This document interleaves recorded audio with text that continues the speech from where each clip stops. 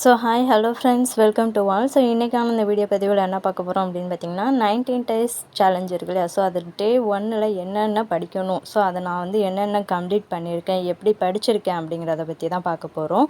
So இது first பார்த்திங்கன்னா Christopher அகாடமிலேருந்து இந்த 90 நாளுக்கான ஷெட்யூல் கொடுத்துருந்தாங்க இல்லையா. ஸோ அது வந்து நான் பிரிண்ட் அவுட் போட்டு வச்சுருக்கேன் தனியாக. ஏன்னா அது படிக்கும்போது நம்ம அதை பார்த்துக்கலாம் என்னென்ன இருக்குது அப்படின்னு சொல்லிட்டு அதை தனியாக வந்து முதல்ல நான் ஒரு பிரிண்ட் அவுட் போட்டிருக்கேன். ஸோ அதுக்கப்புறம் இது பார்த்திங்கன்னா நான் வந்து தனியாக ஓனாக வந்து அவங்க கொடுத்த இதில் ஷெட்யூல் போட்டிருக்கேன். ஓகேங்களா. ஸோ அவங்க கொடுத்த ஷெட்யூலையே நான் வந்து ஒரு நாளைக்கு என்னென்ன லெசன் படிக்கணும் அப்படின்னு சொல்லிட்டு டேட்டோடு போட்டு வந்து நான் அது போட்டிருக்கேன், டைம் டேபிள் போட்டிருக்கேன். ஸோ நிறைய பேர் வந்து இது பிடிஎஃப் கேட்டிருந்தீங்க. ஸோ நான் இன்றைக்கி நைட்டு இல்லாட்டி நாளைக்கு மார்னிங்குள்ளே உங்களுக்கு இந்த பிடிஎஃப் வந்து உங்களுக்கு டெலகிராமில் சென்ட் பண்ணிடுறேங்க. ஸோ உங்களுக்கு யூஸ்ஃபுல்லாக இருந்துச்சுன்னா நீங்களும் அந்த மெத்தடில் ஃபாலோ பண்ணிக்கலாம். ஸோ அதுக்கப்புறம் இது என்ன அப்படின்னு பார்த்தீங்கன்னா இந்திய அரசியலமைப்பு டாபிக் இருக்கு இல்லையா. ஸோ அதில் ஆண்டுகள் தான் நிறையா வரும். ஓகேங்களா. ஸோ அதுதான் நமக்கு அடிக்கடி மறக்கக்கூடிய ஒரு பார்ட்டு. ஸோ இது பார்த்திங்கன்னா அதுலேருந்து தான் அதிகமான கொஷின்ஸும் வந்து கேட்பாங்க. 10th 6th 12th ஓகேங்களா. இந்திய அரசியலமைப்பு மட்டும். ஸோ அதை மட்டும் நான் அந்த ஆண்டுகள் என்னென்ன இருக்குது அப்படிங்கிறத மட்டும் தனியாக வந்து ஒரு பேப்பரில் நான் எழுதி வச்சுருக்கேன், ஆண்டுகள் மட்டும்.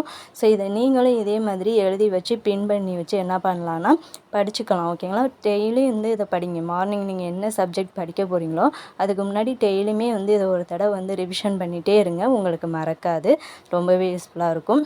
ஸோ அதுக்கப்புறம் இன்றைக்கி பார்த்திங்கன்னா 10th இயல் 1 தான் ஃபஸ்ட்டு டார்கெட். டே 1க்கான நம்ம படிக்கக்கூடிய லெசன். ஓகேங்களா. 10th இயல் 1.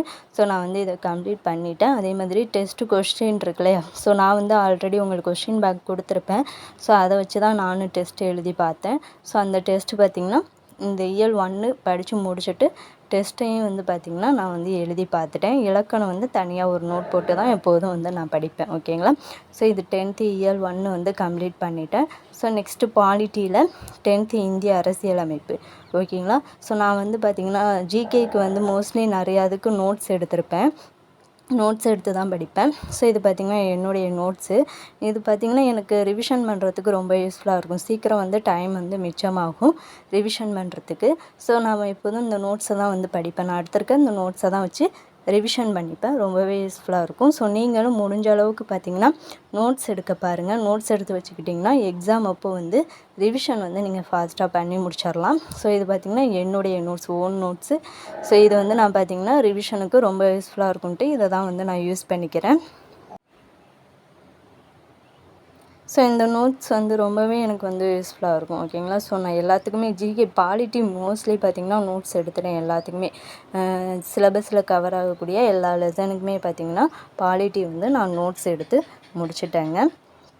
ஸோ நெக்ஸ்ட்டு பார்த்திங்கன்னா 500 சம்ஸ் இருக்கு இல்லையா. ஸோ அந்த 500 சம்ஸு. ஸோ இதில் வந்து ஒரு 4 பார்ட் வந்து கம்ப்ளீட் பண்ணியிருக்கேன்.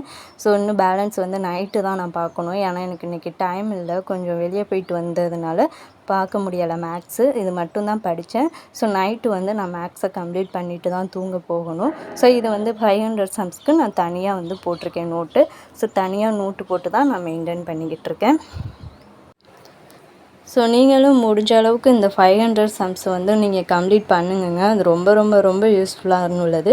ஸோ அதனால் முடிஞ்ச அளவுக்கு வந்து அதை கம்ப்ளீட் பண்ணிடுங்க. ஸோ அதுக்கப்புறம் பார்த்திங்கன்னா நேற்று போட்ட வீடியோவில் ஒரு சிஸ்டர் வந்து கமெண்ட் பண்ணியிருந்தாங்க. ஸோ உங்களுடைய ஷெட்யூல் வீடியோஸ் எல்லாமே வந்து சூப்பராக இருக்குது. பட் நீங்கள் வந்து உங்கள் மேலே உள்ள ஹோப்பே போயிடுச்சு. ஏன் அப்படின்னு பார்த்தீங்கன்னா ஷெட்யூலை வந்து ப்ராப்பராக ஃபாலோ பண்ண மாட்டேங்கிறீங்க அப்படின்னு சொல்லியிருந்தாங்க. அந்த கமெண்ட் பார்த்தோன்னே ரொம்ப கஷ்டமாயிடுச்சுங்க. ஸோ என்ன ரீசன் அப்படின்னு பார்த்தீங்கன்னா நிறையா பேர் சொல்கிறீங்க உங்களுடைய வாய்ஸ் லோவாக இருக்குது, சத்தமாக பேசுங்க, சவுண்டே கேட்க மாட்டேங்குது அப்படின்னு சொன்னீங்க இல்லையா. ஸோ நான் போட்ட வீடியோவில் அது பார்த்திங்கன்னா என்னுடைய லேப்டாப் தாங்க பிரச்சனையாக இருக்குது. ஸோ அதை என்ன தான் சத்தமாக பேசினாலும் அது வால்யூம் வந்து கம்மியாக தான் இருக்குது. ஸோ அதை ஏதோ செட்டிங் மாற்றணும் போல். ஸோ அதனால தான் நான் வந்து வீடியோ போடலை. ஓகேங்களா. நிறைய பேர் வீடியோ கீழே இந்த கமெண்ட் பண்ணியிருந்தீங்க. ஸோ நம்ம போடக்கூடிய வீடியோஸ் வந்து உங்களுக்கு யூஸ்ஃபுல்லாக இருக்கணும். ஸோ யாருக்குமே சவுண்டு கேட்கலை அப்படிங்கிறப்ப நீங்கள் எப்படி அந்த வீடியோ பார்ப்பீங்க.